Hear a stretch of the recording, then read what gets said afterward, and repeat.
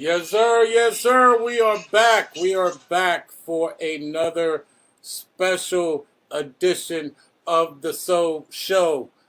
You know, every now and then you get to chop it up with people that have done great things in life. This is one of them, man. You know, when we talk about hip hop and the culture and how important hip hop is to all of the Generation X. Shout out to all my Gen Xers and millennials. Um, it's so important, man. We need hip hop, and a lot of times we don't even realize how bad we need hip hop. This is one of those moments where you could kind of look back for all my peoples, all my 70s, my 80s babies could look back and say, yo, the 90s was so dope. This is you know, like the second golden age. And one of those people that contributed to that golden age was this brother representing this new way of kicking flows, this new way of, coming to making music. They had a different approach. He was kind of paired with one of the elites in the business as well, brother Pharaoh Monch. They got to, get production from the almighty Paul C. When we're talking about hip hop and we say legendary, this is what we're talking about. This brother right here represents hip hop culture to the fullest. I reached out to the brother and I was like, yo, I would love to have you on the show. And he was like, man, you know, as humble as you could possibly get. It was amazing. I was very much attracted to what he was doing on his own page, talking to brothers, talking to people about life, responsibilities, what we could do to be better men, better human beings. And like I said, I feel honored to have this brother on the show. He represents hip hop on the real. Let me bring in my brother, the legendary Prince Paul. Let's go. What's up, my brother? Yo, what's good? Can you hear me? Yes, we can hear you live, brother. You Can you hear good, me? man. You good, fam. Can you see me? Yeah, well, raise that camera up a little bit more so we kind of, yeah, right there, bro. All right. Right Well, there, Bridget. I'm gonna tell you how focused I am. Yes, talk about it. I can't see you, but I'm here with y'all. Oh my God, you can't see me? What's I going can't on? see. I don't know. I ain't got this shit right, but I'm gonna get it right. I'm fine. Okay, okay. If we need to work something out here, let's work it out so you get the whole There we go. experience. There we go. There we Okay, go. There we boom, go. boom. Give thanks. Give thanks. We here. What's good? What's good? What's Hey good? What's man, good? hey What's bro, good? it's What's such good? an honor to have you on the show. And I already knew if we talk, man, we could probably kick it for a couple of hours. So Hmm. I want to start. I want to for the people that may not know who the hell Prince Poe is. Can you please let's take it way back? How did you get started in hip hop? Where's your origins? Where were you born? What's your background? And how did you get started in hip hop music? First of all, before we get started, don't be y'all out there watching. I'll be looking at the colors of my cups. My cups got colors for certain reasons. All right. It's after Yes. 5 o'clock. So I'm just letting y'all know this is how we rock. You know what I'm saying? Yes, It's sir. ordinance and discipline, everything that we do. Okay. Yes, sir. Um, my name is Prince Paul. I'm from South Jamaica, Queens, New York. Shouts out to South Jamaica, Queens. Uh, Let's go. I'm from an era where there was abandoned lots with homeless people. They to stay warm in the winter. They had the big barrels like you put oil in. They had the empty barrels with wood that they collected from all over the place, and they burned the wood and they stand around and rub their hands. And crack wasn't out yet. It Yes. was heroin and it was acid and different things like that. So Yes. I come from the ghetto, poverty, but I come from a family. Right. A dad who is born in Philadelphia and an ex boxer. Shout out You to know, Philly. Let's go. yeah. Shout out to Philly. So and my mom was a North Carolina woman that worked hard her whole life and always was a part of a movement. Like even when the family ate, when she told me she was young, they had to go pick the corn or do something to contribute to when dinner was being served. You just couldn't sit and play your game. You had to get involved. Right. You Right. was a part of the team. We was always a team, the family, the infrastructure. So Right. coming up in Queens was ill because it was what Melly Mel said in the songs was so visual to I came up. It was broken glass everywhere. I was 4 years old and trying to ride my big wheel. It was people always arguing in the streets. At that time, you could carry a beer down the street and drink.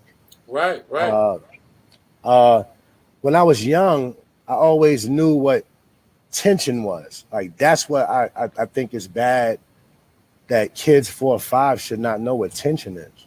Right. I Right. couldn't tell you the definition of it, but coming up in that hood, I knew that it was something about either you be got or you get. Right. And since I'm such a giving person, and I'm like, well, I gotta have a certain attitude, and I learned that at like 5 or 6. I was like, yo, there's something hurtful about what's going on around me, Right. and but then I also learned that, you know, this is a lifestyle. Something's going on. We're living this way, Moms is like, be upstairs by this time. We eating together. Be upstairs when that sun is down, you better be upstairs. Like you better trade places Right. with the sun. Right. That was moms. And pops used to look at me like, whatever she say, let's just run with it or get your own place. You know what I'm saying? Right. Right. Um, Right. so a friend of mine's got killed by the police when I was like 12 years old. And it opened my eyes to say, this pain is not right. Right. How do we get rid of this? How can this stop? Like, I was always like at the age of like 8 or 9, I was always taught like police is no good. And I mean, up until the age of 9 and 10, I'm playing cops and robbers. Right. Right. Police was a hero Right. until I was starting to get taught that protect and serve don't belong to what you look like. And I'm like, I don't understand that. I live here. So Right. how does protect and serve doesn't count me too? Right. Right. And they're like, because of what you look like. And I'm like, well, I don't understand. Right. You know what I'm saying? But then when I came in fruition and living in that neighborhood, you seeing so much irony. Okay, well, selling drugs is bad. Some of the people who's taking the drugs is our relatives, but then you're not giving us opportunities to get a job or to make our own or to earn our keep, to show that we want to take care of the family. Right. You see what I'm saying? Like everybody always have this picture of black men not wanting to do what they was birthed to do. Right. And then when people have knowledge of self and they're in tune with what they're supposed to do, then you want to find other excuses to try to, well, he was standing there. Right. You trying to tell me that if somebody texts me on my phone and I stop on the corner and I say, I don't want to walk and read the text. I want to stop and read the mother, Right. Don't I don't have to feel no type of way like I can't stop and read the text because I'm putting people's lives in danger. I gotta always feel like I'm a threat. I ain't out here trying to hurt nobody. Right. I can't hurt nobody how I want to hurt people. And you just said something real when you said that Grandmaster Flash, that message, that broken glass everywhere. For a lot of people, and including myself, when I heard Melly Mel rhyming those lyrics, and before I could even get with the flow of it, what he was saying was so poignant and so real that it didn't matter where the hell you lived, or what necessarily you were going through. You felt what he was saying, and Right. when I heard that record, I knew I wanted to be a part of hip hop from that point on. When I first heard that joint, I was like, see what he's doing. And it was different than Rapper's Delight. It was different than a lot of the party records that were going on. He touched on things that, to your point, we've seen on a day-to-day basis. You see out in these streets, you see how they treat us. That was the real talk that was happening. Shout out to For, Melly for, for, Mel. for a lot of people that don't know about hip hop, I always say hip hop is the voice of the unheard. Yes, sir. The voice Hip of the hop, voiceless. hip Right. hop is the representation of the sector of who no one gives a fuck about. Right. So, um, broken glass everywhere. People pissing in the stations, and they just don't care. I can't take the smell. I can't take the noise. I don't even know all my own rhymes like that. Right. If Talk you ask me, about it, Prince. Talk about if it. you ask me to do my whole first album, I have to go back and practice. But if you ask me about rats in the front room, roaches in Roaches the in the back, back donkeys in the alley with the with the baseball baseball bat, bat. You I already tried to know. get away. That's my life, and Dude. I'm talking about my life as if you see me smiling walking down the street. Right. I don't wear my pain on my sleeve. I wear my pain in my heart and in my everyday. So a lot of times I don't allow myself to get mad at certain people. Lady just get me in the line of the day in Whole Foods. And I'm Right. like, excuse me, man, what you, my line is crowded. So see, now 20 years ago, the old Poe would have been like, and I wouldn't have not used the word B or H. I don't have to curse you out to use those words. I'm from the hood. Right. I'd have called you all kind of yak feet, head ass. I'd have called you all kinds of names, but I would have more so would have let you know, like, the audacity that you think that I'm not standing here when I'm actually the 6-foot dude, black, dark-skinned dude who got to always be mindful of how I move. You walking down the street, lady, I got to move across the street because I'm the one that looks like I'm going to bring harm. There's nothing in your purse that I want. I promise you, if you had $1 million in your purse, I still don't want it. Talk about It's it, not brother. my $1 million. You feel me? Right. And then I'm not going to sit here and not walk down the street because I got to feel like I'm less of myself when y'all make most of Black America feel like that. Most of Black men of America Right. always Right. got to prove they self innocent when they were already was innocent. Like, I'm the person that's like, I ain't got to prove shit. And then when it comes down, I just get arrested and just get my lawyer because I let that dude talk. I let him do it because I'm not going to argue with you over the finesse that my mom's, when I came up, she would never let me treat a white friend different because of what was done to us in slavery. She would never let me do that.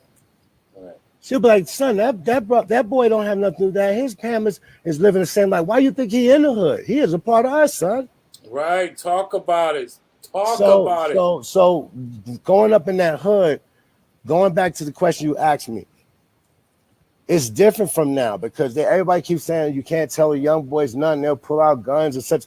Man, the older dudes back in the days, if you pull out a gun, they'll pull out 9.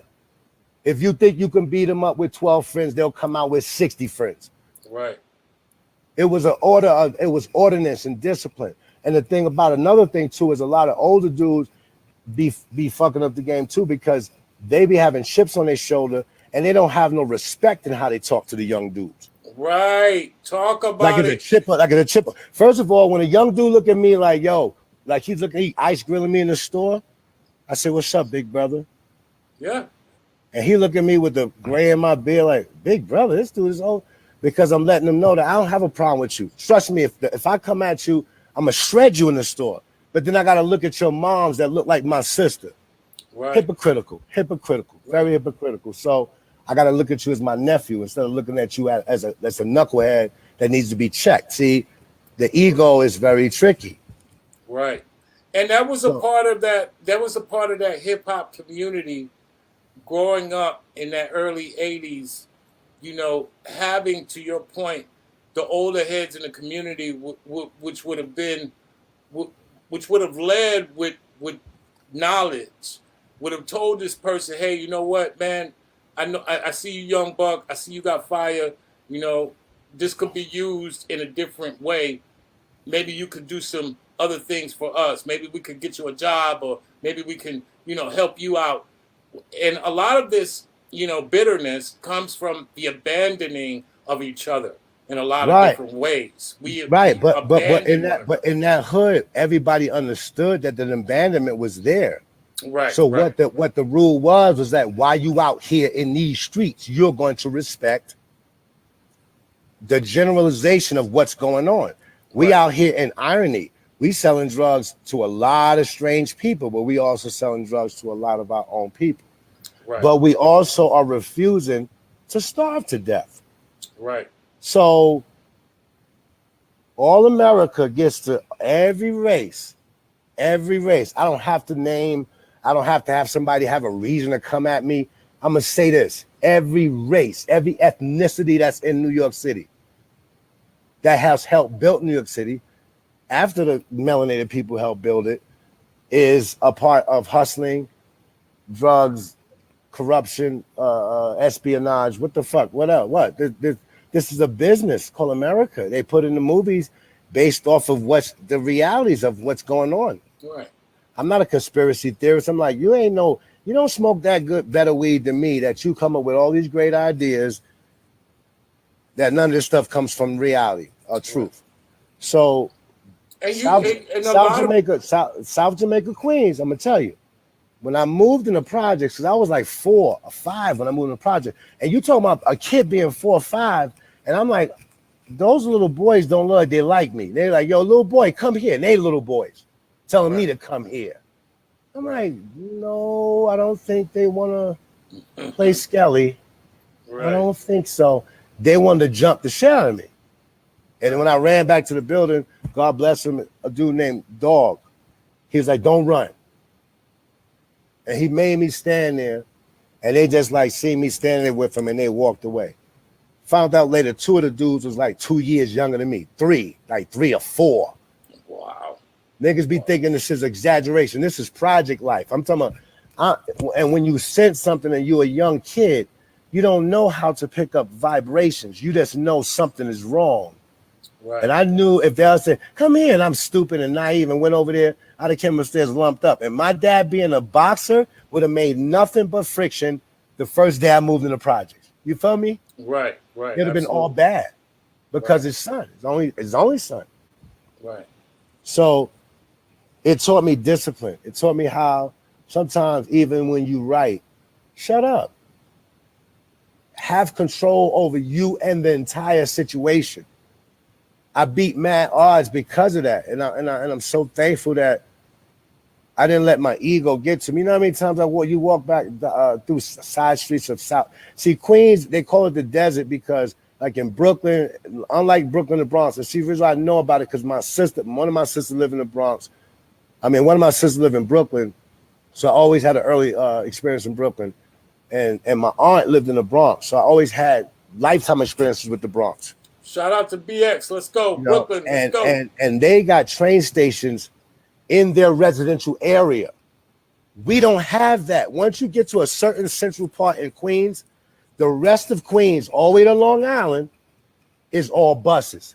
So if you get clapped on a side street, unless somebody come out their residential house, your ass will lay there and bleed to death, and they have to drag your ass to a bus or somebody got a car. Right. Shouts out to all my peoples that live in Queens and know exactly what he's talking about because my man's lived in Flushing, and once you get to Main Street off that 6, it's a wrap. To your point, it's all buses, and you got to know how to get where you're going. And I'm gonna tell you how I know I'm gonna tell you how I know you know what you're talking about. The train line is a 7. And the 7 is the only train that go over there. If somebody fuck you up, on that train line and that train ain't coming, there ain't nothing else around to get you. So that's why these little pockets of this desolation is in New York. So it's about when people say survival, like when Mobb Deep and them say survival of the fittest. That shit is real out in Queens. Right. You know what I'm saying? Every time I go somewhere now in the world and somebody be like, oh, you from New York? The first thing they say is, yeah, I'm from Brooklyn, or my cousin's from Brooklyn. Like, that's gonna, nigga, I'll whoop your ass if you violate me. If you from Queens, New York, my projects, I'm gonna whoop your ass if you violate a certain way. That's put my family or my friends or my loved ones in danger. I don't give a fuck where you from. I've always had problems going to Brooklyn when I was young. because New York was, if you're not from specifically here, if you're not from my area, Right. I don't know you. Right. So a dude from Brownsville might be like, yo, where you from? He be like, I'm from the East, nigga, but I don't know that nigga. You know what I'm saying? Like, Right. Right. and Right. it's instant, like, I don't trust you. And I Right. grew up like that. It just that it changed, it evolved, it gentrified later. But the thing is that New York has always been show respect, give respect. But then when somebody take your respect and you got to show that you're not letting it happen, you might have to fight, you might have to say the right words. You know, I've had women like say things to me and I'm sitting in my business and I said stuff like, yo, sis, listen, this your world. I'm just trying to be in it. But just listen, I don't do windows. I might do brakes. She's like, what? No. So I'm telling her, like, I don't have to disrespect you. Or this your hood, but I can go to any hood I want to go to. Right. Right. You feel me? I'm going to any hood I want to go to. All that checking in, I don't know about that checking in thing. I know that we can build. Right. Because where I'm from in Queens, like I said, you know, it was ordinance, it was respect. It was like the older dudes was making $5,000-$10,000 a day. Right. So even like today with the new millennials, I respect them. Like when they say, "Oh, the old heads, man," and I ain't mad at nothing I seen when I was 12. I seen what you seen when I was 12. Right. Right. Right. So why would I be mad at you? Right. And like you said, South Jamaica, on many levels, is no joke. But to be able to come out of that, what was your what was the thing that turned you towards hip hop and the proverbial way out, and start to look at things from a way of getting out of the potential cycle that people of our melanated skin can sometimes fall into? I always had a feeling. First of all, I got to a point where my mom, when we used to, first of all, I had a certain discipline. I lived in a fucking drug infest. I'm talking about when I was going to junior high school, I was begging my dad to get me a bike. I was in the 7th grade. The pressure and the tension and the peer pressure that I had was my friends is coming to junior high school on mopeds. Right. 7th grade. Right. I'm begging my dad for a Apollo 5-speed transitioning into the Mongoose era. Shout out to all my mongoose brothers, man. Yeah, and I'm like, damn. And it doesn't feel good when you're like, damn, I'm begging my dad for a pedal bike and my dudes is coming to school. And they got to get gas before they come to school at junior high school. Wow. Okay? And you talking about in the 80s. So it would be very hypocritical of me to get mad when they call old heads and come on, I should have cut this off. When they call us old heads and stuff like that, I'm proud to be an old head because I didn't think I was gonna make it, man. They said, you ain't gonna make out the hood 25 and older. That's not a cliche. That is a curse. And at an early age, I tell myself, you have to stay mad at the struggle, brother. I'm talking to myself, like, you got to stay mad at the struggle. You can't slip and lose footage and start getting mad at people in the struggle with you, because then that's when you're going to start becoming stagnant. You're not going to go nowhere. Right. This has something to do with the whole Willie Lynch thing. This has something to do with slavery. This has something to do with all these little feelings as a young, innocent person. And all I got is, and see, that's what I'm saying. Like a lot of people say, I ain't got my parents. Dude, when you have both your parents, it's still not enough. Hell no, bro. Talk about it. I had both of my parents, and my dad would try to remember things. And so shout out to all my people in South Jamaica, Queens, 40 Projects, Jamaica, 10809, 159 was my building. The whole projects from South Road to 110. I love these people, man, because it was discipline, man. I got thrown in the hedges like numerous times. I got hit in the face with an egg. I've been forced to fight. We had boxing matches in the basement without headgear. And when you get popped with a glove, anybody know about boxing? You get popped with a glove without no headgear. You can play a tough shit if you want. I'm telling you, you know how in cartoons you see the Tweety birds going around your head? That's my word. That shit is real. That's just Yeah, real. man. So my upbringing was disciplined, ghetto, uh, disadvantaged, uh, and just I'm gonna tell you another thing that was weird, and that I hope a lot of people that's listening to this is white because they wouldn't understand this. There was interracism inside the melanated community. You know what I'm Oh, saying? talk about it, bro. This is When I this is me being dark skinned when I was young, if I didn't yes. have jokes on light skinned dudes, finished. Over. I'm talking about I've been called nigga, you are 30 seconds from midnight. They call Oh my you God. 11:59:30.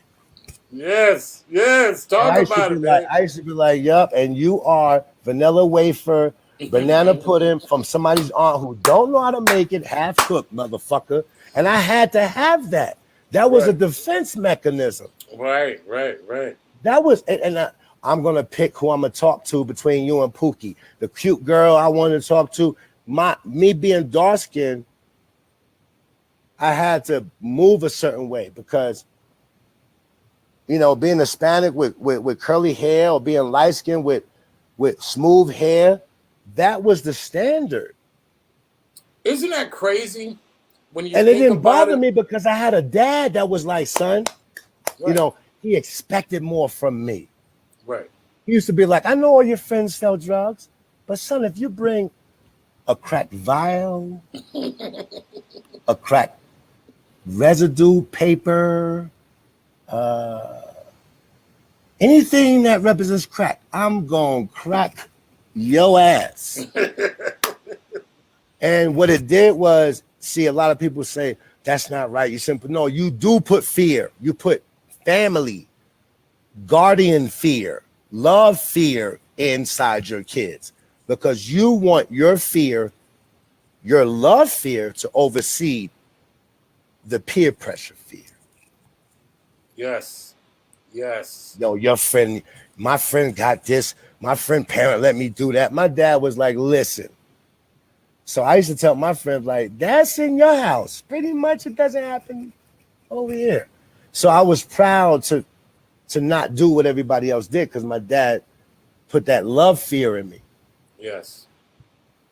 He might have beat me out of 4 incidents, but the beat was a part of the whole process. You feel Right, me? right.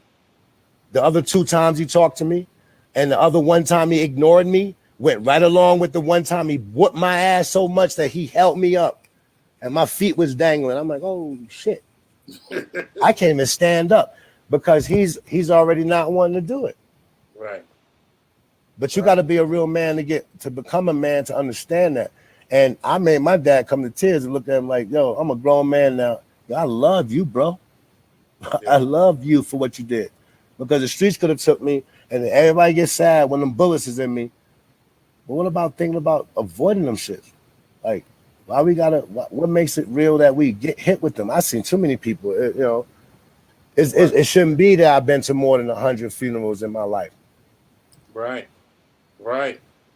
And to grow up that way gives you a sense of perspective on how you approach just everything in general. Once again, we go back to hip hop. This is part of that hip hop story, in a lot of fortunate ways and a lot of unfortunate ways. When we're discussing, you know, the ability to get on a mic and have some way to get that out, a lot of people suffer from being able to communicate with one another. We talked about that. You know, Right. if you can't get that energy out, you internalize it and it starts to wear you down. So for a lot of brothers, like you said earlier, starting the show, hip hop is the voice of the voiceless. Being able to speak for brothers that can't speak for themselves, and they don't even realize they need hip hop that much because without somebody saying it for you, you might internalize it and become that very person you're talking about. That You know person. why? You know why hip hop is really big as it is? Talk about it. Because it is the element that all deficients can connect themselves to. There is rich kids that feel like nobody heard their voice. Right. Nobody knows how they feel. Right. Hip hop has gave people who have not. First of all, is a lot of people that have not found closure. And what I mean by not found closure is that, first of all, for you to wake up and just ready to be mad, that means that something has inflicted you, and you and nobody has recognized it. Right. Nobody has said what happened. Such did such. I'm talking about from molestations to words that has changed to fucking tampering with somebody's medicine, like all kinds of weird shit. Like it's just a massive amount of shit, and everybody deserves to say, okay, that pain is now officially placed away and gone. So when you, like I said, so when you ask me about where I'm from, like I'm same hood as Onyx, Shout out Lost to Boy, Onyx. yeah, Lost Boys. Let's go. Lost Boys, 50 Cent, 50 doing this thing. Yes. My man Bob Garcia in the hood, and Foul March, me. My brain is fried right now. I can't think of his name right now, man. But anyway, there was a certain discipline, and even though the discipline was street, it still was discipline. I remember my pops coming out and telling the OGs, like, yo, anybody put their hand on my son, it's gonna be problems. They was like, if your son out here doing stupid shit, it's gonna be problems again. He's like, okay, we'll meet at the crossroads then. Right. And I'm sitting as a kid, like, I don't want this pressure to come outside to play basketball. I want to come outside and play basketball, but it wasn't pressure. It was ordinance. Right. It was order ordinance. operations. Right. And I wasn't out there acting a fool. Right. So they had no reason to. But when I was involved in certain things that was going on, and I'm with my friends, and we call them motherfucker bitch ass niggas back then, whatever the fuck we used to say it. Right. You know, they were like, we catch you. They used to throw us in the hedges. You get thrown in the hedges, you getting cut up and, you know, and scarred up and wept up. You go upstairs, you not even want your parents to see that. This is a part of my upbringing. Yes. That's gone now. Now, as soon as somebody child, oh no, not my child. Yes, your child. Yes, he did. Because when I was 6, I was able to say, oh, I like this girl. She's cute. I'm not going straight home from school. And I was 6 back then. These little robot ass smart motherfuckers at 6. Are you kidding me? Yes, he did do it. Yes, his little ass did do it. The fuck you talking about? Because he's a part of you, and oh, he's so sweet and smart. And he looking at you like, you stupid motherfucking mother. Wow. I did it. Yes. But because I'm a better you, let me see if I can outsmart you. And you fall for the okie doke. Gopher. My dad told me, don't be a gopher. You go for anything people tell you. Talk about it, Poe. Talk about it. Talk about it, man. That was funny to me, though. I was 6 years old, like, damn, this girl, I remember her name. Her name was Joanne. She was cute. Jinky eyes. I'm hanging out thinking I'm cute. Yeah, we wasn't saying slick molestation shit. We was innocent children in that era. Right. Feel me? Right. We wanted to be the funniest guy. We wanted to be the coolest guy. Right. It wasn't about like, can we get some? As soon as a girl let us hump on their leg, we thought we was King Jaffe. Right. Talk about it, man. So when you ask where I come from, I love my Brooklyn comrades. I love them, and I respect them. And one of the biggest people that knows how I love Brooklyn was Sean P. And he's not here to. Yeah, go ahead. Shout out Sean P. Rest in peace. One of the illest lyricists. Period. To walk the earth. Period. And the reason why it resonates with me is because when he transitioned, I understand Def Hard, I strongly. That was one of the first times I was like, I'm fuck this. I'm hanging up my mic. Fuck this. This shit, because life oversees this, and this shit is killing my brothers, man. Right. You know what I'm saying? And the reason why I knew that the energy was real is because I haven't spoke to Monch or seen him for like a month, and when I seen him uh, after they had Sean P's funeral, he hugged me, and I never hugged Monch for longer than 5 seconds. You know what I'm saying? Like, there's no homo in me, like, but it's like I read messages, like he's telling me, like he's trying to tell me something. He's like, "Yo, Sean loves you, man." You know, and inside me, I'm like, Monch wasn't at my apartment when Sean came, but for him to say that, Right. it has something to do with when him and Sean was together. You feel me? So Right. that was a hard. And then he transitioned 4 days before my birthday, dogs. Wow. You know, and you don't forget stuff like that. So, Nah, man. but I'm gonna tell you what the gym is. Sean put in so much work. Niggas gonna be making records for the next 20 years and still can't resonate to how the fuck he resonate. And when you said you wanted to do this, I said, yo, let's give them what they want to hear, but let's more so give them what they need. Right. And that Right. is to understand what knowledge of self means. Fuck what people think of you. Right. How can you possibly forget that you are here for something very important? And then what should be the most stressful part is you finding out what it is, not what somebody say. So when you reached out, what we do, yo, let's talk personally. Let's.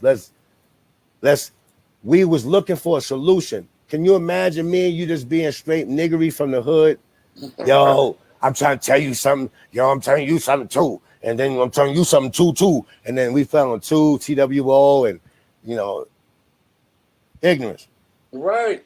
Ignorance Right. from pain and anger and disappointment and disadvantage. So we don't even know how to communicate together. What I said, let's get on the phone, man. You Right. said rights is right. Let's do it. Right. Because to your point, and this is one of the things that I was blown away by, outside of your career, but the discussions that you were having, and it seemed like you were in a vacuum. Like it seemed like it was just you on this island, and you're on a megaphone, and you're saying, "World, listen, listen," and it put things in perspective of how important it is for people like yourself, people like me, to start this global conversation and chill out with all this. To your last point, oh, I'm gonna tell you this, you tell me this, I'm gonna tell you this, and that kind of competitiveness. Whereas we can actually start to, instead of trying to be on teams, as a competitor, we start to build a more unified team altogether. The young bucks, the old bucks, people with ideas. We're just people with ideas, and start to share them. To your earlier point about slavery, that's the thing they didn't want us doing, which was sharing the information. They didn't give a fuck about us reading. They cared about us sharing it to the other people. And that's the point that we're having this discussion. Is such a beautiful thing because we come from two totally different backgrounds, but we're able to carry a discussion about a bigger discussion, which is Right. the state of the black man, the state of men in general in this world, and how if we formed a better bond, we could get further. And that's all hip hop has really been about from day one to me. Because when we talked about Melly Mel, that shit unified me with people I didn't even haven't met yet. I was like, man, no, I'm joining this. This is what this is. This is my race. Right. I'm hip hop.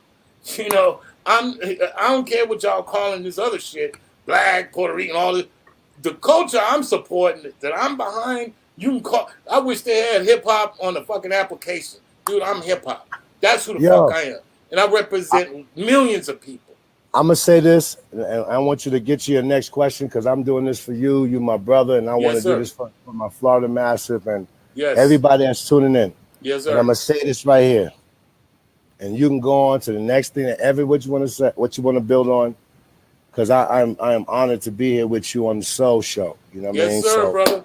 Appreciate you, bro. um, most people are afraid to be happy. Yes. Talk about it. Most people are afraid to be happy. I know somebody's listening right now, like, what the fuck you mean? That right there. Right there. When you say what the fuck you mean, already Right. shows me that a lot of people are afraid to be happy because they've already been trained and they are used to being either let down, disappointed, hurt, in an uncomfortable position. It's easier for most people to be in a solemn state than to say, I got some sleep last night. My bills is paid. I ain't got to go to work for 3 days. So I'm going to go rock climbing and climb the mountains or something. Take my grandbaby with me. Take my niece with me. Just find the other parts of themselves. People can't even do that because they're paying attention to so many narratives of what's around them and these frequencies that's lowering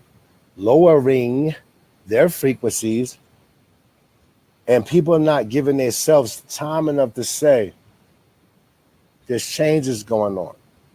I made a lot of mistakes. But oh, wow. I made a lot of good moves. I made it through that. My grandmother would be proud of me. And it's because they keep looking at who's next to them. And then when you look at who's next to them, that's the average American who's never satisfied. We have a reason to be satisfied. Give us our proper due. Everybody's looking for justice. What happened to Breonna Taylor is sad because it don't matter. You made a mistake. My dad used to be like, when you make a mistake, son, I want to know if you know what you did. Yeah, but my sister, she left the shower. My dad's like, get in the room. like, I'm done with you. I asked you what you did. You telling me what your sister did. Get your ass in the room. Now I want to whoop your ass. I'm mad because I asked you a question and you gave me an excuse and you gave me an alternative route that has nothing to do with what I asked you about. Right. You will be responsible for anything that you do, son. This is the way of the world. You will be responsible.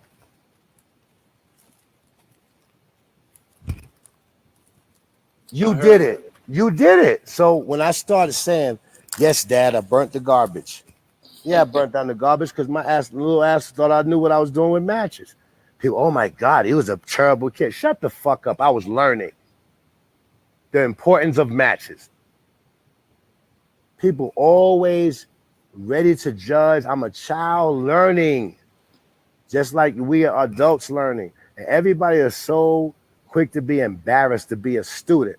But then as soon as you become a novice teacher making millions, now everybody want to call you a motherfucking professor.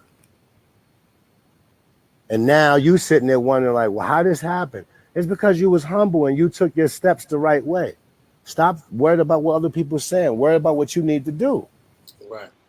So that's what I'm saying. Like, South Jamaica taught me that. Like, my dad, the neighborhood drug dealers, the older brothers, the bigger sisters that my dad said, watch my son, we going over here, we going shopping.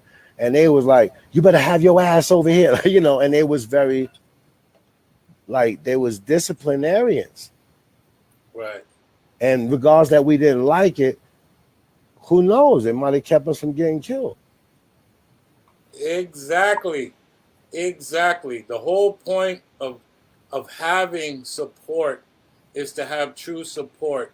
Even that support that you may not like at the time is that You ain't gotta like it, but you might need it. I'm telling you, need it, might bro. need it. You might need it. You can look. A village is supposed to raise a child, And all these little single women out to I don't need no man. Wrong, wrong, wrong. Talk about Because it, brother. because Talk about it. if your baby daddy was a little if whether he was irresponsible and he wasn't stepping up to play, or whether you was being too stubborn because he's not the perfect man you want him to be, but you not letting him be the father in your daughter and your son's life. Because if it's a little girl, God made it balanced so that he teaches her not to go for no sucker ass dude. Right. You're gonna show some respect around here, bro. About getting no sex, nigga. Getting sex, be my friend first. Show me you when you see me. And that's what my dad taught my sisters. And then my mother taught me, don't let no woman call you a sleeve stack or a deadbeat and you put your hands on son. You put her hands on you like you putting your hands on me. Holla. Right. You talking about something. You in here acting up. You screaming and stuff like that, trying to make me seem like the bad guy in your apartment. Fuck your apartment. Walk right out the door. Bing, bing, bing. Bye. Bing, bing, bing. Yes. Because my mama said, son, trust me, it'll feel better at the end of the day. And trust me, when you jerk off, boy, you don't go to jail. Yes, you're listening to the Soul Show with your boy Rome and my brother from another mother, Prince Poe, man.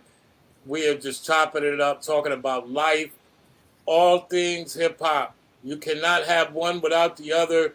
This is very much as hip hop as you could get on a record. This is why when you heard what you heard from him, this is where this come from. This is the roots of what he's describing right now. This is the very essence. We had nothing. We had nothing. So, you know what? We're gonna get into that.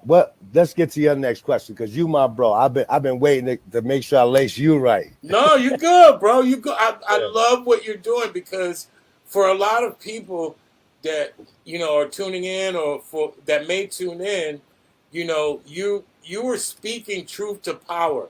Once again, this is a discussion that we are not having as much as we need it to happen. Now, I'm not saying it's not completely happening because that would be facetious on my point. But what needs to be fucking happening is that we need to be talking about this on a regular basis because people tend to see people as things, as what they could do for you, tools, right? Okay. But we're not talking the conversations about, hey, man, not only can you view me like that, but you could also view me like what you were saying about friends. You could also view me as a person that can actually talk to you in a real way. We're having a real discussion. This is hip hop. It's what hip hop is, period. Right. Prince Poe in the house, man. All right, so listen, before you go to the next question, what I'm going to say was what you're talking about right now is we got to start using this term called being present. This is exactly what you were just talking about. Yes. If I'm walking down the street with you and I see you was on your phone and I see that your eyes is drifting, I'm going to say, yo, so, man, like, when you get a minute, let me holler at you. Right. You'd be like, dude, I'm walking with you. What do you mean when I get a minute? No, that's because that phone call or that text could have been your daughter, could have been your aunt, could have been your cousin. And your mind is on whatever you need to be on with them. And a lot of times we be having friction amongst each other because nobody respects the fact that we all got our own timelines and journeys. You see what I'm saying? Right. And what happens is the friction comes between us as people because one person feels like my shit was important on Thursdays, and now that this is Saturday, you acting like my shit ain't important. Now the ego jumps in again. So now you be like, yo, you heard what such a they not working together no more. Quitters. We become quitters because we have miscommunication. It's because we're not understanding about timing. And when you have been removed from your essence of who you are, yo, if I went to a young dude and say, hey, man, what's up, little young slave? He'll be like, what, nigga? I ain't no slave. I'm getting money. No, you get money, but you still a slave. You think you not a slave, but they wouldn't understand what I mean by that. Right. See what I'm saying? So we can't talk that language. That language, oh, that's it over. But what I'm saying is that we got to get them to understand that we don't control the narrative until we all control the narrative. Right. You fooling yourself. Calling this person, I hear people in the hood, oh, use a bum. Don't you live in the same projects? Don't you live on like 5F or something? And this dude live on 3G. So how are you calling him a bum? Like you mad at him? Call him a deadbeat or call him a corny dude. Call him a punk. Call him a sissy. You know, whatever. But you can't call him a bum when your grandmother live upstairs. And then on top of it, and this is just knowledge, everybody looks at the projects as something that is derogatory or you are lesser than a man. See, where you live at doesn't make you who you are. Talk about it. You was born into stolen land. Man, listen. Talk about it, brother. Talk about it, Bridget. Listen, me and you went back and forth. I said something to you that most people would have got offended by. Why you talking to me that way? You was like, yo. And then when we spoke personally, you said, yo, you was talking to me like I was like 20. Because it's possible that I thought you was 20. Right. Right. But never have you lost footage on who you are as a person. Right. So you had no reason to be like, who the fuck you talking to? Dude, I didn't mean it that way. Right. I'm just saying that, what are we getting to? And then we spoke. Right. And then we had the greatest hour and a half on the phone. Right, bro. And it's amazing. I just want to build on that too. It's amazing when you can throw down all the protection, all the walls we build up, based on like you went through how you had to put up certain walls to get through, to make it, to survive. We put up all these walls only to realize those walls are made of nothing. And they're not important because they block you, literally block you from being able to talk to people, to deal with people. You hear people all the time say, well, yo, you burned me once. I'm not doing that again. Or this such and such happened. Or these people. And yes, all things are needed.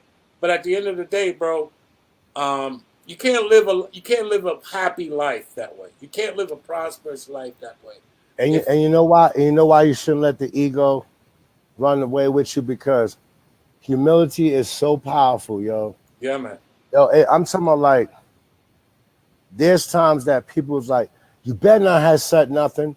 And I could really feel that if I would have fucking said something back, I would have killed him. Like, I feel like if I'd have been like, yo, if I'd have grabbed him, like I can feel that I wanna touch my fingers to my palm with his fucking bone in his throat in my fucking hands. Right. And when I feel that type of power, I feel that that's not good, man. Nah, man. I mean, let's say if it happened, and let's say all the gangsters in the world say, oh, he's the strongest guy in the world. I couldn't help my family. I couldn't be inspiring to no child, nobody's children. Man. No. All it would have did was they would exploit me the wrong way. The media would have took me as a monster instead of a fucking martyr because I was protecting myself. Right. And a lot of times when I look at what people do and they like, yeah, and they riff and stuff like that, when I look at that, a lot of times I can't see they thug. I only can see their pain. Right. And I'm like, so you're willing to have a shootout with me over words and opinion after an incident of me helping you? All right, so yo, holler at me, man, when you're not as mad. Right. He know he can't shoot me because if he shoot me, everything that exists with him is gone. And that's beyond me, because when I'm gone, I transition. I'm trying to be in my next realm. But the people that love me is going to destroy everything that's about you. Right.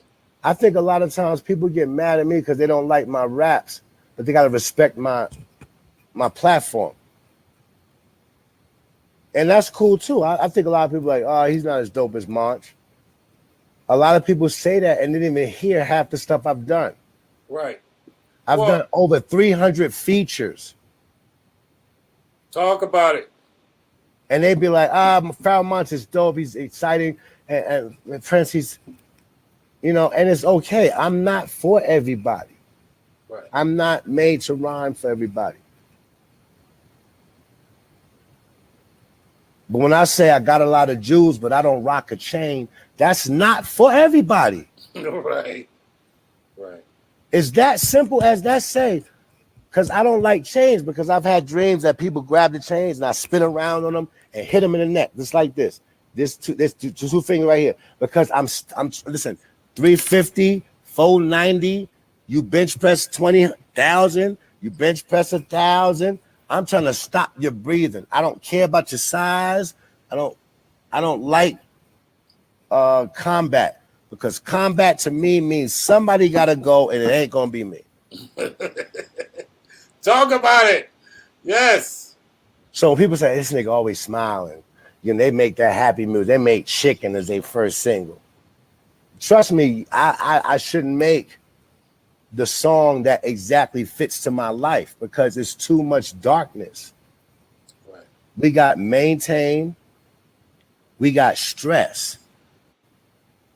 We would come out the studio when we made Stress album, and we got 2,000 or 3,000. It's $12,000 in the crew, and we came to catch a cab to go back to Queens because of what we look like. Talk about it, bro. See, this is hip hop. This is the vivid picture of hip hop, as raw as you could paint it. This man said they had hit records and couldn't even get a cab in New York. Yo, and while everybody thinking that shit is cute, when you standing on a fucking street on Broadway, 5 blocks more with a ball drop and everybody, Happy New Year's, and you can't catch a cab because of what you look like, that shit'll make you cry. Right. Standing crying like a bitch, ready to kill everything. Right. Just because you dark skin or look, and you like, look, you going like this. I got money. You showing it in front of him, right? Right. He looking at you like that shit ain't got nothing to do with that. Right. That shit got all to do with what you look like. Right. That shit crazy. Well, that's some crazy shit. Speaking of that, how do you feel? We as the old heads, as the older generation, we've seen racism as vivid as you could possibly paint the picture. Right. But for a lot of people, they had the impression that it didn't exist. Does that say something about how we made it better for them? This generation kind of made it better for them, or does it say something about the idea that people don't see the forest for the trees? This is. I got a saying. If you're gonna show me all the trees, why would I want to go up in the woods? Right. That's my saying for women. Like, if you online showing all your titties, if you can't save the nipple or save the dimple in the butt for me, the fuck you think I wanna fuck with you for? Right. For what? Right. You ain't giving me no surprise. You showing me that you're unstable, and you're not giving me a chance to remind you of how powerful and strong you are. You just getting caught up in the narrative. You getting caught up in the what's going on and stuff. But you can't be like, I met him on Instagram and nah, you're not doing all that, because you gotta save me more than a nipple. Fuck that. Sorry. Sorry. Yeah, nah, you're not doing that. You hear that, Orlando? You gotta save me more than a nipple, because why would I give you the rest of my life? You talking about a person who will fold your clothes when you don't want to fucking keep the job. Let's move. Let's get a new job. Cut your hair. Change the color. I'm going with you. What we doing? Because you got to be responsible when you stand in front of God's eyes and he say, what have you done for me after I gave you life? You got to stand there and be like, yup, I did this, that, yeah. Like, hey, then I fed the kids. You're going to be like, cool. I'll meet you in the lounge. Yep. I'll meet you in the lounge. You know what I'm So, saying? real quick, man, how was it like working with Paul C, man? Because he is legendary across the world for the things that he did on those machines. How was it working with that guy? Um, I would say that R.I.P. too. I'm blessed. I'm blessed. I'm blessed to have this in my history. Like it's you know he was the one that showed me that if I walk into a studio and I'm a millionaire, a multi-millionaire, and I can get the best things that I want to get, and the year is 1988. Yo, Paul C is the best dude. You know what have made me feel so dope? Being a millionaire, working with this white guy who I'm coming around him, and he got all these James Brown records around. Wow. Wow. First thing I'm saying is like, the fuck you know about James Brown? But I also have the optimism that my dad put in me to say, he gotta have them shits around him for a reason. Right. Right. Right. The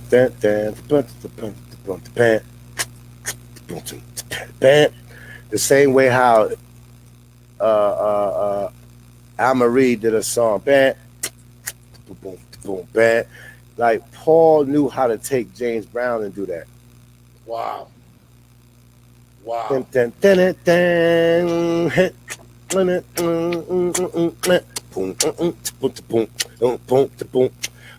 This is the snare. Boom, boom, boom, snare. Boom, boom. I'm like, you are not supposed to know how to do that. What? Simply, no, look how ignorant I was. Right. Right. Simply because you're white. Right. Right. And that shit was like, you're stupid Right. for thinking that. Right. What does it have to do with any skin color? Do you feel what that man was feeling? Paul evidently felt it more than me. And I couldn't accept that. Right. I couldn't accept that this white guy who he's not hip, he's dorky looking, and he would. I'm like, what are you doing? He's like, I'm chopping the beat. Now you talking about two young black dudes who's like, I don't know what the fuck you doing, but you're taking too motherfucking long. Right. Right. Right. To show us what you're doing. And he's returning to look like you're too young to understand. You know what I'm saying? Like you know what I'm saying? Like you're too young to understand. Wait a minute. It had nothing to do with what he looked like, his color. Right. He was a teacher. Right. And when people think about Large Professor, shout out to Large Professor, man. Yeah, shout out to Large Professor. Can you imagine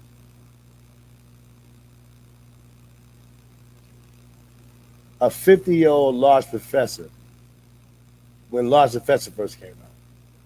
Oh yeah, like a bigger brother of him. Right. And so Paul was that nice. So when Large Professor there looking at the front door, you know, boom, boom, boom, boom, boom, boom. Right, yeah, boom.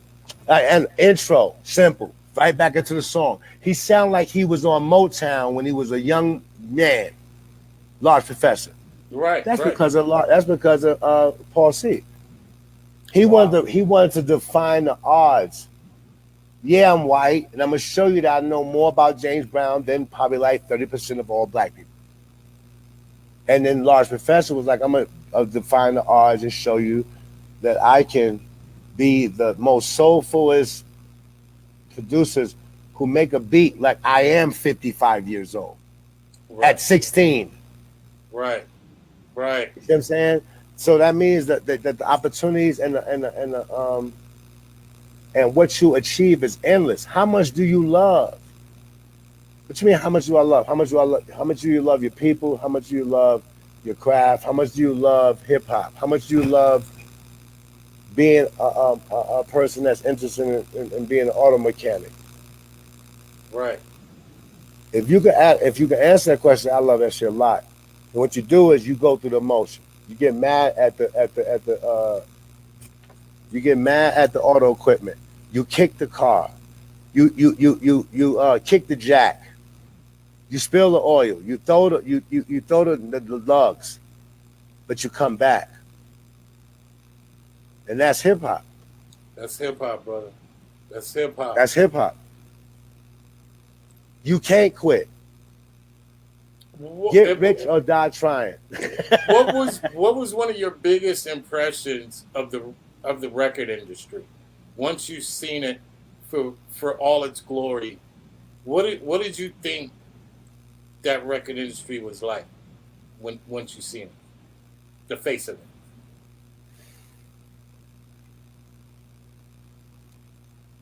I seen a slight bit of respect, but that was in the beginning because it's always like that. It was that first open-minded businessman, Right. Jewish businessman that said hip hop is going to be something. Right. I respected him. I don't know which exactly one it was, but it's always like that. It's always like the Jewish businessman came in and said, this might be a new thing. Right. And he just didn't look at it as a way to make a dollar. He looked at it as a way to make a dollar, and will it last? Because what does it represent? So they don't have to love it, but you got to respect the fact that they're talking about their struggle. Right. When nobody wanted to hear them. When nobody said, what are them people doing over there in the area? They're dying. That's what they're doing. They're dying. Right. They're dealing with diabetes and sickle cell and high blood pressure and hypertension and gout, and it's from the way they ate in the slavery days. And give them niggers this. Everybody be thinking this shit is sweet, but when somebody can give you pig ears and you can make a meal out of it, you's a goddamn good musician. I tell you that much. Right. And I give a lot of love to our ancestors who they was like, well, they're gonna die anyway. Might as well give them these pig ears, feet, and intestines. Right. Feet, ears, and intestines. It's crazy. And Crazy. we still made it. Right. Hey, put some vinegar in that shit. We're the masters of making lemonade. Real. And people think it's sweet. And people think that it's cool to say, well, let's just forget the past and move on in harmony. Really? Tell the Jews to forget about the Holocaust. I wouldn't want to forget about the Holocaust. Why would I? Hell no.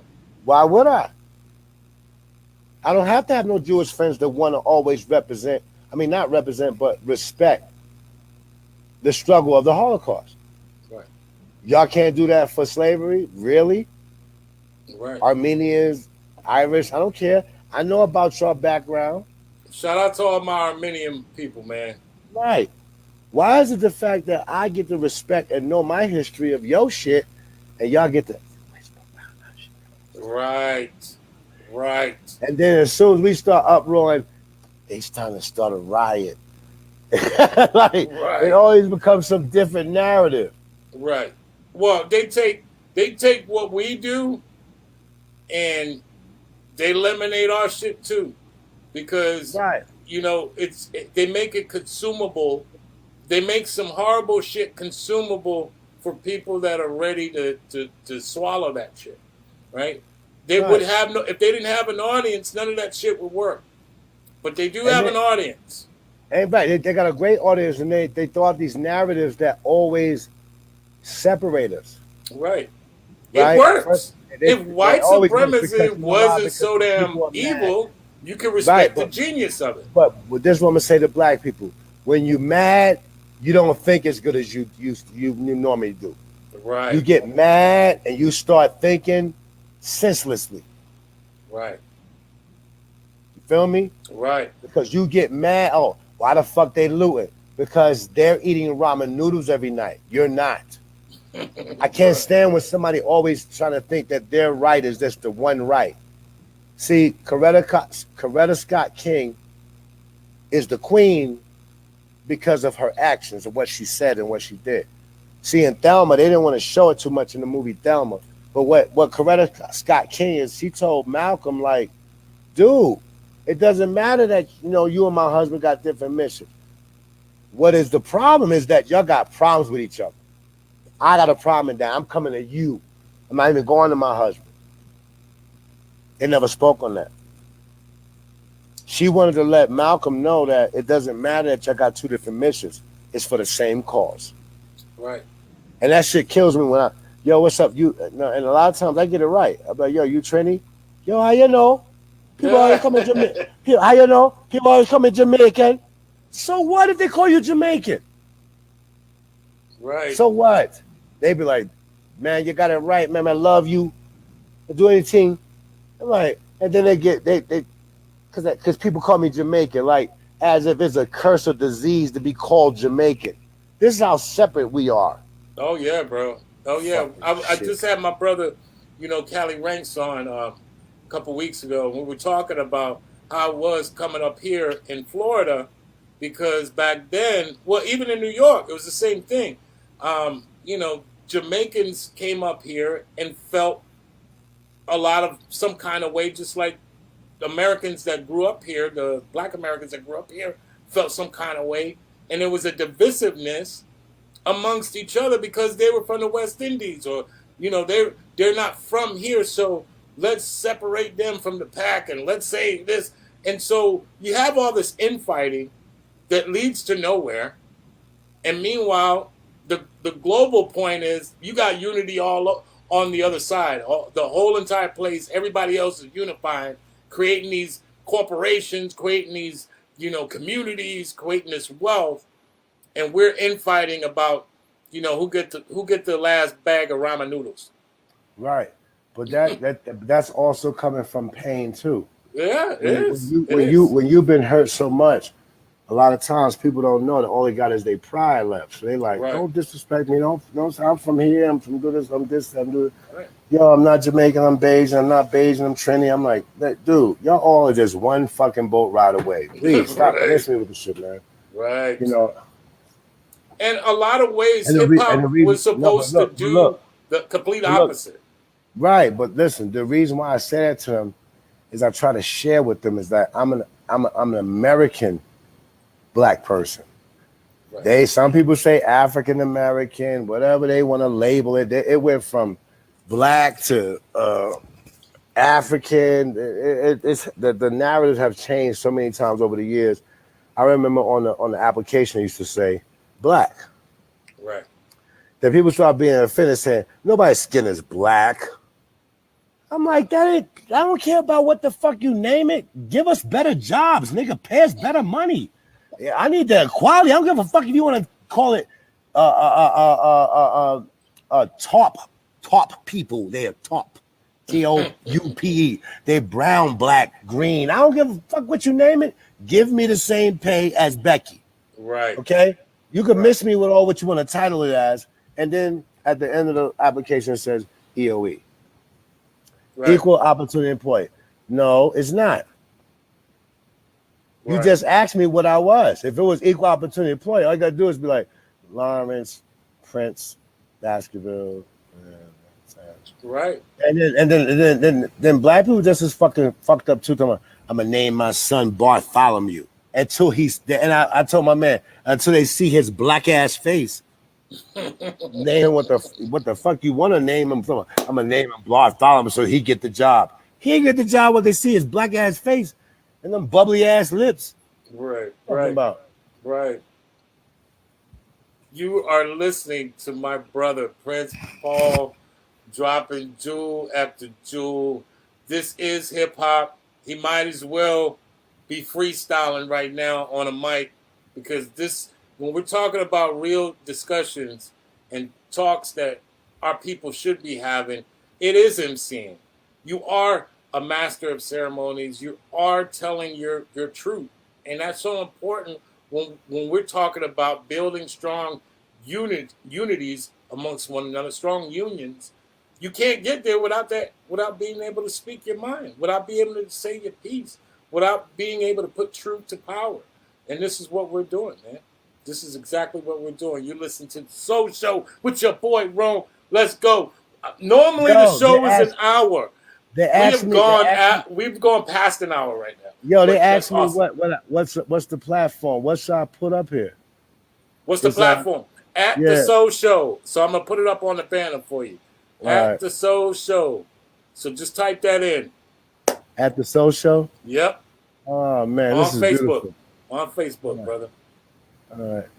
But yes, I'm so glad we've been able to just chop it up about some real shit because to me, I mean, I know a lot of people they were expecting to hear, a lot of the typical, you know, words about hip hop and how this, how that, how did you start, how to, you know, but we're actually speaking about hip hop because this is all relative.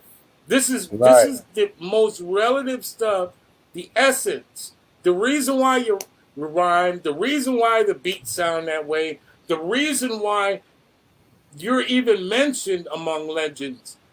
This entire story, everything you're saying right now is like it's about as hip hop as you could possibly get. Right.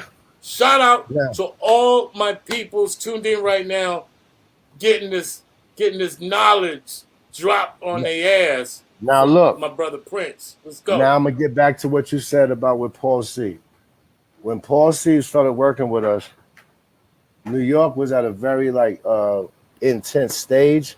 Yeah. I came outside. I'm gonna come outside with y'all, Okay. do what I do. Okay. So an unfortunate incident happened. There was a young man named Yusef Hawkins Yes. that Shout got out to killed. HBO for Yeah. making that film on Yusef Hawkins because I remember it as a kid, and I Mhm. remember it touching upon Do the Right Thing, and that's one of my Yes. favorite movies ever. But I didn't remember all the details about it. So shout out to Right. HBO for bringing that story back and creating that real film in a real way about that Yeah. shit. So young black man was in Bensonhurst, Brooklyn, which is like a small borderline between Brooklyn and Queens. You know, they pretty much just killed him. Like, and I'm a realist. I don't know what he did. I don't know what they did, but they killed him. Right. See that a lot of times people when they deal with this racism, see racism is the easiest way to find out who's ignorant and who can be controlled. Right. Racism shows people that can be controlled because racism is a smokescreen. Yeah, it's wrong, but for me to go to a corner to say there's 5 white people in that corner, I hate them. I have to have a personal reason to hate them. They robbed my mom's, not because you took my parking space, Right. not because you skipped me in line in a supermarket. That doesn't. You can't take away my greatness with that bullshit that you do. That you so self-absorbed that you can't respect other people in the world. Right. You can't share space. You the Right. motherfucker that's insecure. I know who I am. Right. Right. So when it comes to any race, when I walk down the street and I see that the white lady is really trying to be nice, and I don't wait till she speaks to me. I speak to her and I smile. How you doing? Good morning. Right. And then she go, good morning. I said, how you feel today? She said, how you feel today? I said, I ain't gonna complain. Ain't nobody listening. It take them almost a half block. Like, it's been Right. funny when I said it.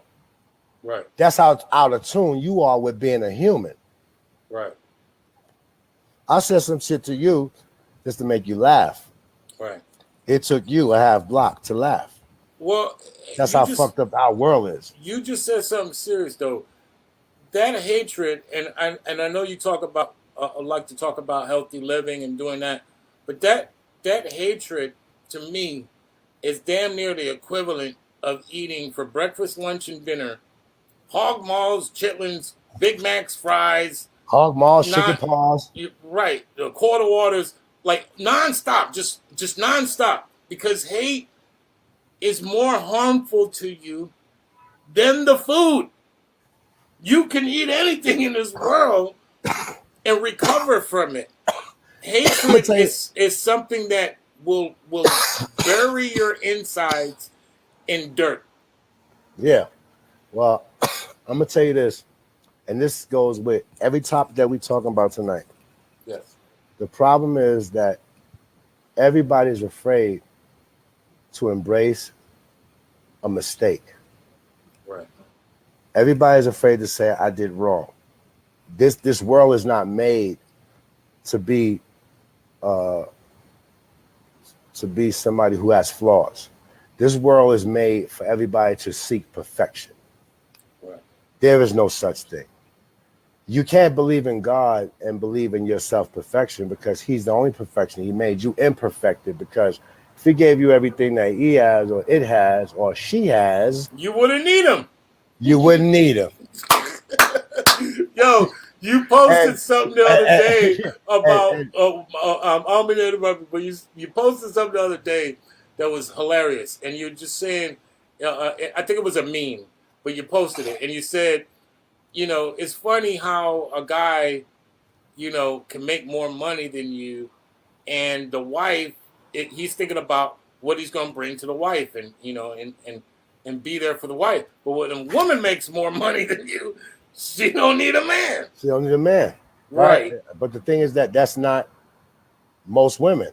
No, it That's isn't. that's women that's controlled by the Western civilization that we live Right. under. Right. Because they're the ones that's like, oh, I got to be a 7. Oh, I got to look this shade. But you're not checking for what your grandmama looked like. Your grandmama had a big butt and thick thighs, and your ass ain't got no business being skinny. And it's going to look funny. It doesn't matter what you think. It matters what you came from and where you're trying to go. Right. Right. So I said that because feminism came in Right. early 2000s. I'm a strong woman. I don't need no man. Hold on, wait. Think about it. You're a strong woman. Let's not talk about men. Men ain't got shit to do with this. Let's talk about women, feminism, and strength and feminism. That is it. That means we are supposed to support y'all. When it comes to the point where you gotta, I don't need no man. You're letting somebody dictate to you. You are a gopher. You are a robot. You're letting somebody tell you what to live like and how to be. So you're not a strong woman. So I don't even waste my time even having that conversation. Like I said, when I hold the door, you make that face like I'm going to talk to you. Who told you you deserve dick from me? No, you don't. So anyway, it doesn't matter. I'm not even going to fucking feed into the shit you saying. What I'm going to do is I'm going to look at you with a look like I should have known something about the way he was nice. It didn't have nothing to do with nothing physical at all. Right. It was celestial. I did it for me first. I'm a king. Let me You exercise hear my that, Orlando? let me exercise my king shit. You know what I'm saying? Claiming the kingdom, doing what you're doing because that's what you want to do. Because you're moved to do that, not because someone else is making you do that. That is And not only that is that you think that I'm looking at your body and all this other stuff. You got to deal with that body. You the one that is the double minority that got to prove your intelligence through the body. Get out my titties, nigga. I can do the job. right. Get out my titties, nigga. I can do the job. I ain't got to do that. Get off my dick. Stop looking at my dick. Like Mekhi Phifer in the movie when he said, "Stop looking at my dick." He felt a certain way. He felt violated. Oh my Like, yo, God. I'm here for you. I wanna make love to you, but stop looking at my dick like that because I'm just getting dressed. Right. You know, I couldn't imagine being that way. But trust me, it's a job for me to walk down the street like, oh shit, here comes this one lady by herself with a dog. Let me cross the street. I got to do that Right. because your own people will be like, he ain't do it. He ain't raped the girl. As soon as you be locked up 6 months, he ain't do it. As soon as you be locked up a year, I don't think he did it. Then soon as they said we got some evidence on him. Regardless of the fact that you think you know this dude, You go, you think he did it? Now Talk your you shit, really locked yo, Prince. look, you really locked up. Yo, so you really locked up. And then they're like, I don't believe he did it. You're the same person that gave me everything, all the sex. And now you don't know me because you let somebody else tell you who I am? Because you're letting dictatorship change your life. You forgot what you stand on. Nobody can say to me that this dude, man, he'll sabotage your career. Who are you talking to? Me? Right, About him? Like, dude, listen, whatever you got going on with him, go on and talk to him. right, Could you come over here with that? It's different. right, right, it's, right. it's different. Yo, you are listening to the Sound of Orlando show, the Soul Show with your boy Rome and my brother from another mother. I mean, like I said, I already knew, I already mentally prepared. I was like, when me and Paul get on here, man, Paul get on here, man, it's going to be a wrap. We're just going to talk, we're going to talk, we're going to talk. But I want to light it up just for a minute. And one of my favorite parts of the show is to know where you stand on hip hop. So right now we're going to do a top 5 dead or alive MCs. Go. All right, top five that are alive. And I know that's a moving 5. It's always moving. For some it doesn't, but Well, just because of what the world did to them, sabotaged them, infiltrated them, turned their deaths into like a circus.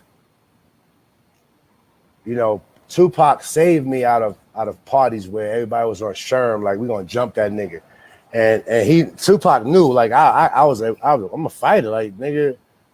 I beat like 5 niggas up. Cause I don't mind getting punched. I'm gonna get punched like 2 times. I might have an eye jam me, but I'm gonna light niggas up. Like and that's that's what that Project Life did to me. And a lot of people, even people that grew up with me, won't even know that. right. Because they was the ones that had the drugs. They was one, yo, lad, hold this package. Right. And the cop and the DTs would come like, that's the basketball dude. He ain't the drug dealer. So I got everybody packaged. I'm being real. I'm calling myself being real. Holding everybody packaged. Because I want to let them know I'm loyal. Right. I had to let my friends, but my dad was the opposition of that. He was like, I see you, son. Right. I see you with your friends. I see you with your little friends out there. But he never violated me because I never bought no cracks in his house. Right. You see what I'm saying? I felt like what he said was a little bit more important than what they said. Right. And I loved them.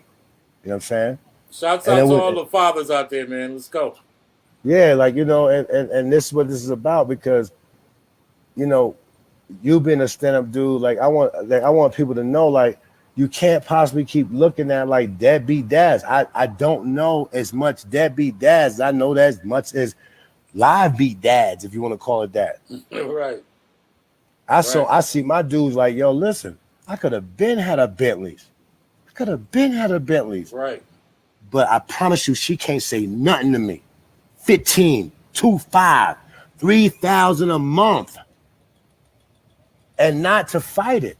Right. To enlighten it. Like, yo, I'm not even gonna argue with what the court said. I can argue with it, but I want you to have what you want. Right. As long as my son or my daughter tell me that you're doing what you're supposed to do, regardless that you're getting all these silk eyelashes and weaves and sleeves and thieves coming around. I don't know what you know what I'm saying? Yo, back to that top 5, man. So you got Tupac in there. And I know I got Biggie in there. You got Biggie all day. Brooklyn, stand up. Let's go. Yeah, I'm gonna tell you, BK, stand up. I'm gonna tell you what it is. Hip hop is about emotions, and I hate it when they was trying to, Prince, man. I hate it when and I'm not gonna say, but I will say, it's always like the white or the other white. You know, disc jockeys always trying to make it be a competition. Prince, you're a legend in the game. So see, the legend in the game, I don't listen to. Right. Where you going with this? You know what I'm saying? Right. Right. Who's the best, Biggie or Pac? Right. I'll be like, let me see. See, I'm stroking your ego. Come on, Prince, shut up. Don't rush me. Both of them. Oh yeah, When bro. All day. I'm gonna tell you what I'm saying. When I'm serious and I see the world as what it is, and I want to be militant, and I want to be responsible, super responsible, and I want to be thankful. I listen to Dear Mama, and you know, Yes. and I listen to. Um, I can't remember all the Pac songs. We got get up the finger, Right. yeah. Right. Right. Right. When he used Stevie Wonder shit, man. See, and knowing him, and when he got that rape charge, and the face expression I seen him made, and the love I know he has, and the respect that I know he has for women, Right. and he's spitting in the cameras. There was nothing that came across me like that feeling, man. Like I can cry any given moment just thinking about Pop. Right. He was the first person that I drank Hennessy with. You know what I'm saying? I ain't know nothing about Hennessy. Wow. He was the first person I smoked some good. Some, you know how people smoke weed that's so good they think about their death. You know, you always start thinking about your Right. death, Right. how you Like look in the coffin and all that heartbeat. shit, Right. and Right. Right. who laughing at your funeral like, oh that nigga laughing, son. That nigga don't love me, son. Right. Right. He's the nigga that got the combination like the good Cali weed and yeah, he gave me that combination that Pac was just a good spirit to be around. If you ever had the chance to meet Pac, which I fortunately did, he was just a good spirited person. He had his way about him, but you still loved him for it. Like right, he never held back who he was around anyone, right, and he was his genuine self. On the album cover, people see the gangster, right, and that's what he wanted the world to think. But for his people, gangster was if there was going to be a fight, he was going to be right there. If there, if he was your friend, he was your friend. One no well one I one tell you no like iffy this. iffy shit. Nah, he wasn't iffy. Actually, like I told you, he got me out of a party. They was all doing Sherm. So that's like saying, like, okay, Prince is gonna punch like 40 dudes in the throat and the face and do his Right, thing, but right. they all gonna stand right back up because they on Sherm. You gotta knock them dudes' heads off their shoulders. You gotta dislocate their whole. You gotta dislocate them. Like you And for gotta those that don't know what Sherm is, that's that damn crazy shit that you smoke formaldehyde. formaldehyde, dip your cigarette in, and Yeah, become Superman in like 5 minutes. yeah. So So, so Pop was like, we gotta get out of here. So he got me out of the party. But like when I listen to Biggie, Biggie reminds me to laugh.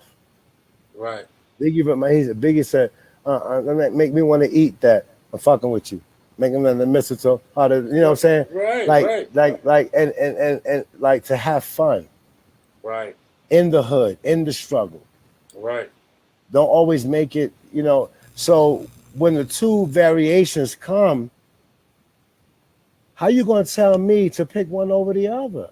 right, right. When they both are part of my everyday Monday through Friday through Sunday. R.I.P. Biggie, man. I mean, Huh. he was the comedian uh, with that Jamaican type chatter flow, Yo, and gunman them. That's right. come on, man. I mean, it was just that will never be recreated. There would never be another Biggie. There would never be No, another never, Tupac. never. Um, they were complete in the ways of who they were. They Mm, I don't even think a lot of artists were evolved over mm, time, but it seemed like Biggie came right out the gate. The evolution mhm. was already done, and we've seen it. Yeah, I'm As a blessed. complete I'm blessed. package. I'm glad I was a part of that era. Fuck that. I wouldn't. I Yeah. wouldn't. I wouldn't trade it for nothing. Yo, can I take a quick break, man? I need to run in there and make sure this water's not running in my bathroom, man. Oh, you good? You good, man? Hey, you're listening to the Soul Show with your boy Ro, man, and my brother Prince Poe, man. It's an honor and a blessing to be kicking it with him. I know we went long today, man, but I had to, you know, allow this man to speak his piece, come on here and talk about all things hip hop and the struggle and where we're at in life is hip hop. That is hip hop. We all, for all my hip hoppers out there that live and breathe hip hop, like myself, this the struggle is a part of that, and you know, and growing up and talking about real shit is a part of that. That's the discussion we're not having, man. So shouts out to all my peoples that can get this elevated conversation, you know, outside of the fact, you know, he's done incredible stuff over his career. We are talking about some real shit. And when do you get the possibility sometimes to hear somebody just give it to you straight up, give it to you raw?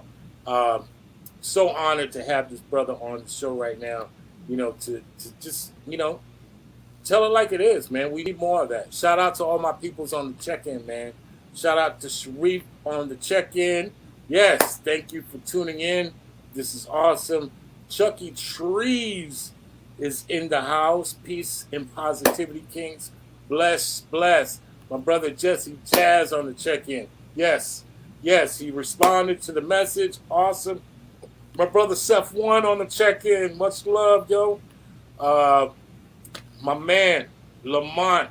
Yo, what's good? Yes. My peoples are on the check-in. Shout out to Dunny Brown on the check-in. This is an amazing conversation to have with my brother, and I'm definitely glad he's here to discuss all things good and true. We said two MCs so far. Give me 3 more, and we can get past the top 5. Let's go. All right. If So you we had got 3 2. more, yep, we got 2. You know they're on Mount Rushmore. Oh, So, dead or alive? Yep. So spontaneously. All right. So what I'm gonna do is I'm gonna like that's because them two, and because there's so many they don't. I'm gonna be so fair with it that I'm gonna pick a girl because you gotta put the queens in there. Yes, sir.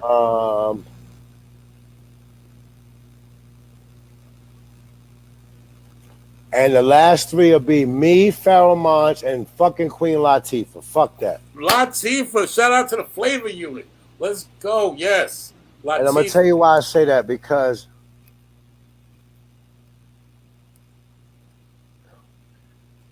if Latifah was to be focused on just being the MC, people don't understand how dope she'll be. If she wasn't managing Tretchenham, if she wasn't trying to do movies with Shakim and them, I'm telling you from like I used to be around them, and we was managed by 40th Street Black Management. That was D Nice. Shout out to D Nice, yo. Right? See, and D Nice at that time was getting office shows for $10,000-$15,000 a show to come do like 4 songs. As long as you do, they call me D Nice. They call me D. As long as you do that, we all good. Right. They'll be like, fuck them shows. I'm coming with y'all. Wow. So there's a certain love that when people have these loves, they don't understand. Right. You know, I don't believe in violence. I believe in understanding that staying mad at the narrative of the struggle, not the people that's in it with you. Right. Why are you comparing the thugism and the toughism of I did more time than you? Nigga, the whole part of hustling and being smart is not doing time. Right. Right. So shout out to everybody who did time, because I felt like I did time with them. Right. I didn't want them to do that time. Right. I look at like Chi Ali, my song. I don't give a fuck what the crime was. I know that there's a situation why they did the crime. Right. So when I hear them, Bill, I feel like they're like little brothers of what the fuck we stood on when we made all organized songs in the first place. Right. Shout out to my son, Chill Ali, man. Love him. Love him. Yeah. Love everything he's doing. Right. Love Chi Ali for him being resilient and this dude, like it's fucked up when you be put in these situations. Right. Right. Just because and of a lot where of you people don't live at. come back. A lot of people don't come back from that. And they don't come back. And they don't come back. And it's not light. It's not light. Nah, It's man. not light. So I'm like people, well, he should learn and I be looking at mainstream America like, it's okay. Right. I'm not mad at you that you don't understand the immense pressure and what you're talking about is bullshit. Right. It's different from being given a chance to leave your house at 18 with $50,000 in your pocket. In a difference where I left my house at 18 and my mother said, and my daddy said, you can have this trip to fucking Disneyland World, wherever the shit is in Florida, but you gotta take your niece. Right. Y'all go where y'all go and y'all have fun, Right. and we'll pay for it. That's my $100. That's my $50,000 leaving the house. Right. And my dad always told me, I wish I could do more, son. I said, Dad, don't worry about it. We're gonna make something out of this. Right.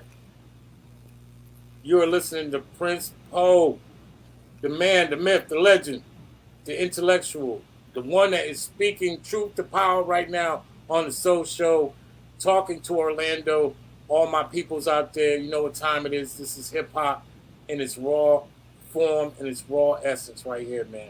Hey, man, well, I'm definitely going to have you back on the show if you would oblige me so, but this is where we got... parts. Yeah, man. Yeah, let's do it. Let's do it. Because talking to you is, to me, not only an inspiration in general, but it should be an inspiration for others. Because once again, you can't expect people to change if they don't see an example, right? You have And you to gotta see understand it. that there was nothing ever promised. So even change looks sketchy. Right. But the Absolutely. only thing is that what people don't understand is that everything is opposite. Change is all you have. Right. So if you don't take a chance, what the fuck do you have? So What do you got one more question? Like we can get on real quick. Yes. All right. If But what I'm just saying is that, but I If. only can go back to the example that me Yeah, and go you, ahead. with you, writing and me having enough optimism to show respect. Like, a lot of artists could be cocky. Yo, I would have felt very horribly stupid and bad if I'd been, nah. And he'd be like, yo, dude. And I saw the grays in your beard. I Right. saw your hat on sideways. I was like, that nigga look like my cousin. That's some bullshit. Like, I'm over here treating this dude like a stranger. We look like my cousin. Yo, and you know what's crazy about that? And I'm gonna be 100 about it. As soon as I posted that I was having you on, some of my people was like, "Oh shit, you got Prince Paul. How the fuck did you do that?" And I'm like, "Dude, you'd be surprised what a conversation can yield. At the end of the day, Right. and I was laughing when you said, "Hey, can we do this on the phone?" I was dying laughing. So when we called, and he was like, "See, this is better on the phone. Let me," and we looked at each other. It was like, really, and I get it because to your point, we're so conditioned into thinking something may be something that it isn't, and it could all be squashed with a fucking conversation. If motherfuckers could just I'll have give that you a conversation. more intense situation. We went to a show and we were supposed to get paid cash, and they switched it to a check on some college shit. Okay. And I told dude was like, whatever, dude. He was talking all reckless, like Yeah. y'all gotta wait. No, we don't have to wait. When you told me one thing, when I show up at his house, Right. you know what I'm saying? When I show up at his house, he was like, this nigga's at my house with a pistol out, and he make rhymes about intelligence and in vitro and really? Right. Because he had to put together like, I promise you I don't want to kill you. Right. But I promise you I'll kill you if you show me that you will put my family in jeopardy or you misunderstand something that should not be misunderstood and Right. you're getting in the way of something that could be great. Right. That means a lot to me. Right. You know what I'm saying? This is when like the whole internet first started. I jumped the fuck offline, nigga, and get in the car. I ain't even trying to answer you back. I'm at your door in 15 minutes Right. in Brooklyn. Right. Cause you tucked away somewhere in Brooklyn. You from Long Island trying to front Brooklyn. Nah, nigga, you can't do that. I Right. was in Brooklyn when they ain't like me in Brooklyn. Right. So you standing like a sore thumb, Right. leaning sideways with orange on the side. You know, but the thing is that when I did that, it wasn't like I'm trying to kill you. I was like, yo, what's up with the bread, dude? My partner got asthma. You Right. stupid? My partner has asthma. He needs money for medicine. Right. Where's the bread, my dude?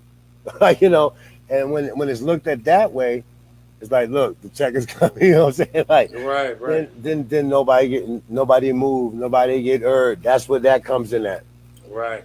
I didn't come here to hurt nobody, but I came here that if you like y'all not getting no money, then you can't get no money either.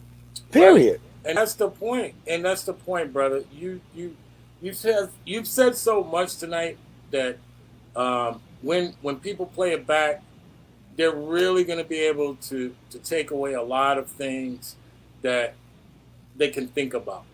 Mm-hmm. And once again, it starts with the idea, right? Because if people don't see it happening, we're just we're not everybody can just get on the bus. Yes, Right. technically Right. so, but they need to see this in action. They need to see people like ourselves talking about this, not being afraid to talk about certain subjects, to put it to put a face to it. Mm-hmm. And I am the guy that it's Monday, and I'm supposed to give you back that 150 on Friday. I'm gonna call you on Tuesday and be like, hey, D, I ain't gonna have the money, man, on Friday. Right. But I tell you this, I'll give you back 180. You give me like 5 more days. I don't mind losing the $30, but I'm not gonna sit here and lose no sleep trying to dodge your calls Right. from Friday to Saturday to Saturday to Sunday to Sunday to Monday. When I can call you on Tuesday, the first day I find out, I ain't gonna have your money on Friday, dogs. Right. I ain't no sucker. Right. And you could say, damn, you messing me up, man. And look, I told you I'm gonna add extra 30 to it. Cause you know why? Cause the Most High and the energy might offer me the chance to make $80. And I might give you the whole 80 and be like, that's just to hold you until I get the other money. Right. Hold and that. you might be like, yeah, hold that. And it's Wednesday. Right. Right. So you wasn't due to 2 more days anyway. Right. So your brain's gonna tell you like, this nigga gotta respect me because he could have went to Burger King. I don't want no Burger King. I don't want no extra weed. I got some scraps at the house. I'm gonna give you this whole 80 on Wednesday. So Right. now when Friday comes, you're like, yo, he not trying to get over on me. Right. And you know it for yourself. I don't have to prove nothing to you. Yo, this is the Sound of Orlando show. We're gonna do a 3-part series with my brother, Prince Poe. Let's go. This is hip hop, man. Hey, man. Once again, I'm so happy you came on today, bro. And I love your spirit. Keep this shit moving. We need more of you. We need more of it. Where Thank it's you a for desert. giving me the room to do it. I don't have the room to do it. Yes. I can't do this without you and Florida Massive. Like, dude, I done did like Trojan Condom rap contests in Miami, and I got 3 sisters that live in Florida right now. God bless them. They all got little condos and stuff. So I'm blessed, man. I'm thankful, man. Fort Lauderdale and Orlando. Yes. So to the whole Florida Massive, man, I love y'all, man. Thank y'all for listening. Anybody that took out time to listen, this is the Soul Show, brother. Let's go. Hey, man. Once again, bro, we're gonna do this again, bro. And I'll holler at you on the other side, man. But thank you for getting on the show today, man. It's been a blessing, man. Thank God for that, Likewise. man. All right, Likewise. brethren. Yes, yes, that was my brother Prince Poe joining the Soul Show. Yes, we have real people out here dedicated to hip hop, dedicated to that sound, that culture, all things that we need. Shout out to anybody that tuned in. I know we went long today, but that's how hip hop is so dope. We need to just respect the flow, and I wasn't trying to break up that energy. This is real hip hop. This is real shit coming from Orlando, Florida. Let's go. All my people that checked in, man, we love y'all. Thanks for tuning into the show. One more shout out before we go. Chucky Trees says, wave of the peace sign. Yes. Shouts out to all my peoples that were tuning in. This ain't going to be the last time, man. Prince Poe will definitely be back on the show. But until then, I got to go. Till the next one, I'll let your boy. Let's go.